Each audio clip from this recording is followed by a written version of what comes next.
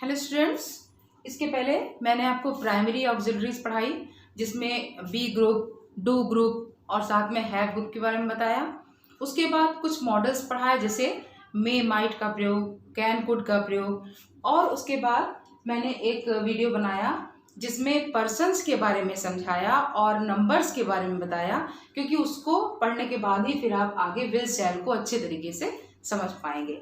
तो आप पर्सन्स का प्रयोग ढंग से पढ़ लीजिएगा, कायदे से समझ लीजिएगा और साथ में नंबर्स देख लीजिएगा कि नंबर्स कितने होते हैं, उनको कैसे कैसे यूज किया जाता है। तो अब आगे देखिए आज विल और शैल का प्रयोग कैसे होता है। तो आई और वी के साथ में शैल। सबसे पहली बात, विल शैल का प्रयोग कहाँ होता है?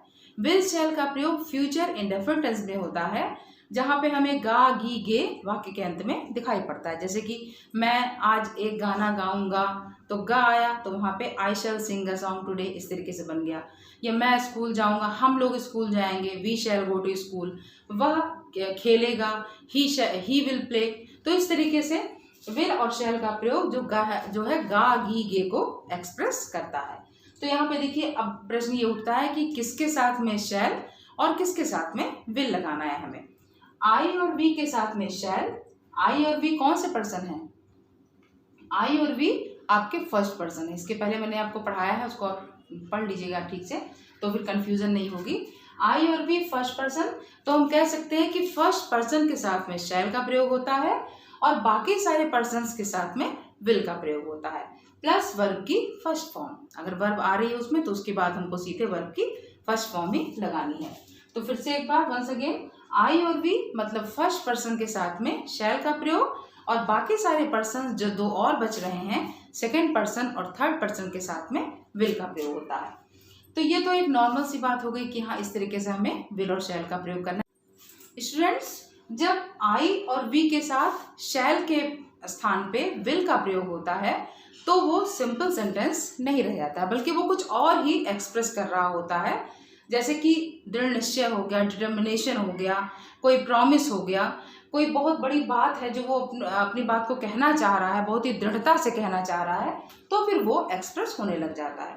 जैसे ये ऊपर का सेंटेंस देखिए, लिखा है आई शैल गो। तो ये बहुत ही सिंपल है, कह रहा है मैं वहां जाऊंगा। ठीक है, आई शैल गो, मैं जाऊंगा। उसके नीचे देखिए आई के साथ शैल न लगा के विल लगाया गया है यहाँ पे। तो ये हो गया आई विल गो मीन्स मैं अवश्य जाऊंगा, मतलब मैं जाऊंगा ही जाऊंगा किसी भी कीमत पे। एक वाक्य और देख लीजिए रिवीजन के लिए, मैंने आपको मस्ट भी पढ़ाया है। आई मस्ट गो, मुझे अवश्य जाना चाहिए। अब यहाँ पे गा गी करके नहीं बोलेंगे, बल्कि मस्ट के लिए अवश्य प्लस चाहिए लगा के बोला जाएगा, तो ये बनेगा चाहिए। मैं अब मुझे अवश्य जाना चाहिए, इस सेंटेंस का मतलब ये निकला। तो इस तरीके से ऐसे ही और भी सेंटेंसेस हैं, जैसे कि ही के साथ में क्या लगना चाहिए, यहाँ पे लिखा हुआ है विल, लेकिन अगर ही के साथ में शैल लगा दिया जाए तो फिर वो उल्टा नहीं होता है, मतलब कि वो और दूसरा दृढ़ निश्चय प्रकट करने लगता है, कोई प्रॉमिस शो करने लगता है।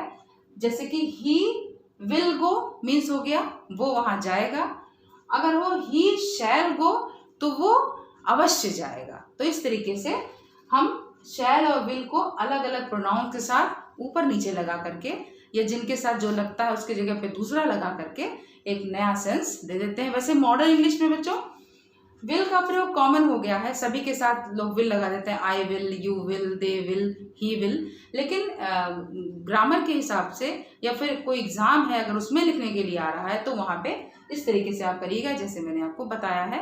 फिर उसमें ये नहीं करिएगा कि हाँ मॉडर्न इंग्लिश में ऐसा है तो सब सही, अभी पूरी तरीके से उसको नहीं माना गया है, लेकिन लोग लगा देते हैं कि विल का प्रयोग इजी पड़ता है, कहीं भी लोग फ्यूचर टेंस में विल का प्रयोग कर जाते हैं, लेकिन ग्रामर के पॉइंट ऑफ व्यू से ये ही तरीका सही है। Thank you.